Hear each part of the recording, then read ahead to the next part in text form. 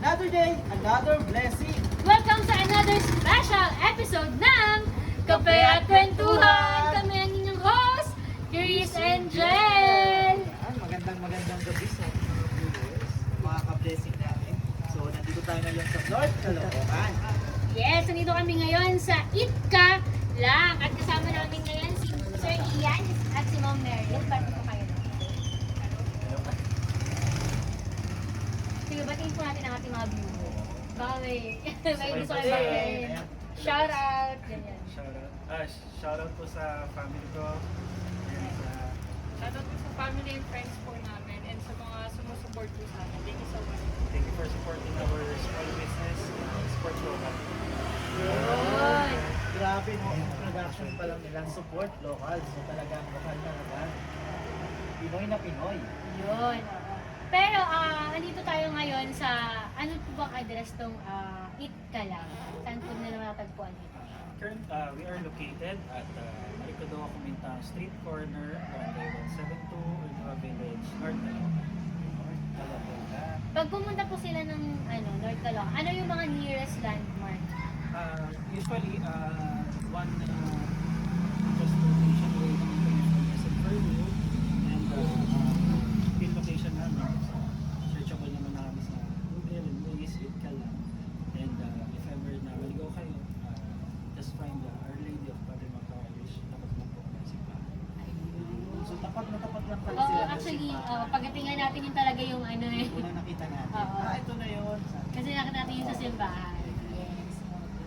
So, sila po ay owner ng Itka lang. And, kayo po ay mag-couple, tama po? Yes po. We don't consider as girlfriend. Gano'n na po kayo katagal? Asawa?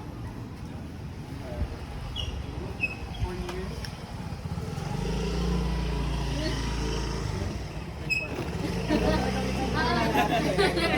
Medyo nakakalimutan. Pero pag tinanong mo yung mga babae, syempre kailangan sumagot ka ng tama. Bawal magkamali. Bawal magkamali. Sino yun? Sino yung 5 years? Gagawin magkamali ka, di ba? Kailangan sakto yung sagot. Ngayon, sa business, gano'n nakatagal tong Itka lang?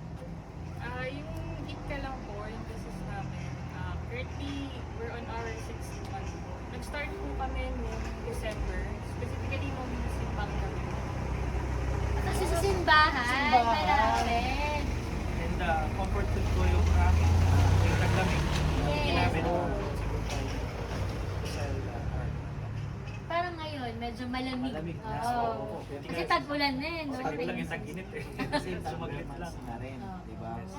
Pero nung tag-init, like nung summer, mabenta pa rin.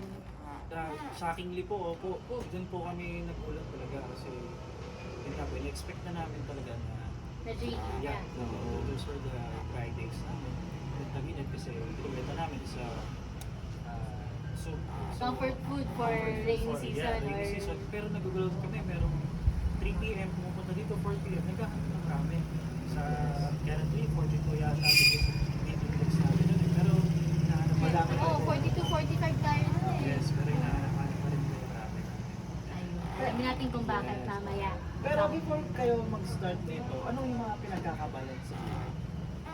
Ako po, I was working po in a BPO company po. Then nung nag-start po yung business, I decided po to full time na lang po dito para matutukan po since ayun nga po, gusto ko po kami rin po mismo yung nagpa-manage.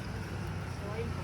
So, sir, ako naman is currently, ang day job ko is I'm a highway supervisor. Road designer. And after office hours, dumidiretso ko dito. So talagang hands-on sila So, no, oo. sa business. After office day, after ng day job ni Sir Ian, diretso talaga siya dito. Pero maganda kasi talaga yun. Isa rin yung actually, previous din kami, business owner. Pero siguro nga parang hindi pa, kasi may season din yun na parang it's time na talaga. So, sa inyo kasi talaga may nag-give up talaga. Ganun talaga eh. Kailangan talaga, you cannot serve talaga two master. I mean, kailangan talaga yung isa nakafocus. Sabi nga nung kapatid ko, yung isa talaga mag-finance siya. Kasi di ba, di mo naman alam kung ano eh. Yung isa mag-finance, yung isa So, siya yung nakafocus sa operations. Kasi di mo kasi masusure kung kung iba yung mag-handle. Na-experience natin yan na parang kapag hindi tayo nakatikim, mas mababa yung sales. Pero kapag ka nandun tayo sa mismong store, Diba? oo, ang lakas pala, ang benta pala, ganyan. Iba talaga kasi kapag ikaw yung may-ari, yung yung drive mo talaga sa sa ginagawa mo kasi sa'yo di ba? Kaya ganun. Pero hindi wala kayong hindi kayo kamuha ng mga servers, ganyan. Currently, meron kaming isa pala. Isa pa lang. Meron kaming kasama dito. We consider her as our family na rin. Kaso yung 10 p.m. uuwi na siya. Pag 10 p.m. Kasi hanggang 10 p.m. Yes, medyo bata pa siya eh. Nakakatakot yung Pero anong oras po nagbubukas to? we are open during Tuesday to Sunday, 5 p.m. to 10 p.m. Pag 5 p.m. Yes po, 5 p.m. So usually ganong oras talaga ito madaming tao. Yes po. Pero nag-try na ba kayo nag-open ng umaga Okay. bago kayo sa hapon? Yes po, nag-transition kami from December po. Gaya nga po nasabi namin, nag-start kami na nagbibenta kami ng madaling araw na sa gabi. Then nag-try kami na mag-post during lunchtime. And yun po, test po talaga kung saan tayo Oo. pinaka-efficient So yun, it works from 5 p.m. to 10 p.m. Doon po Yun. sobrang dami. Kasi uwian na Yes. So, Diba? tamang-tama yung oras na yun para, alam mo yun, kakain na lang, mag-merienda, dinner. Ayun. Sino sir yung may idea sa inyo talaga na magbe-business talaga? Yung business mindset sa inyong dalawa? Sa amin, ako po. Kasi, Ikaw talaga. Yes, po. So, Kasi I have 3 businesses before ko. Pero hindi sila yung... Mahilig po kasi ako doon sa parang sideline ko lang siya, hindi siya main work. First business ko is honey. So, honey is non-perishable. So, wala akong pressure na ibenta siya agad-agad. So, parang sideline lang siya. Kung may bibili. Yes. May bibili lang, kapit lang. Hindi siya kailangan market talaga rin. Kasi hindi naman siya nagpapanis. Then another business na tinry ko is chicken pie. Top distributor there. Kaso yun, nagsara siya. Pero isa rin yun na okay na business kasi hindi rin perishable ang oil. So, hindi rin siya yung business. Then another is nag-try na rin ako ng food business din sa amin. Which is Neon Burgers. Yun. So, ikaw talaga yung into business. Yes, pero hindi siya as passionate as this one.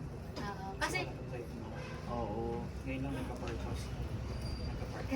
ganun kasi talaga, I mean, sa business naman talaga, hindi agad unang business mo boom Yes, Kasi talagang parang, parang kung ano talaga yung para sa'yo Pero, paano mo naman na-encourage si Ma'am Meryl na mag-join course kayo dito sa business na to?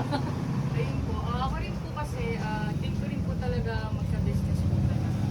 And ayun po, since nagkaroon ng opportunity, parang ganito niya po sa akin, po yung mga plans niya. Yung nag-go po ako agad, kasi gusto ko rin since siya po yung makaka-partner. Previously rin po, na kapag business na rin po ako, kasama ko po yung mga pinsan ko po. Kaso, unfortunately,